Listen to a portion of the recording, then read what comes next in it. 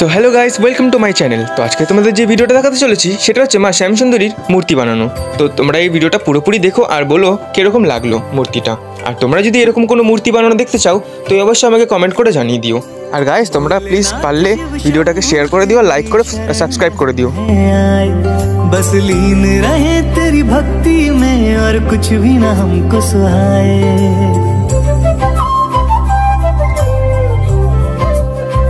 ओ भोलेनाथ शिव शंभू तेरी शरण में हम हैं आए।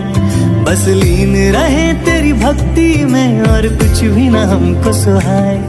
देवों के देव मेरे महादेव, हम तेरा ही ध्यान लगाए।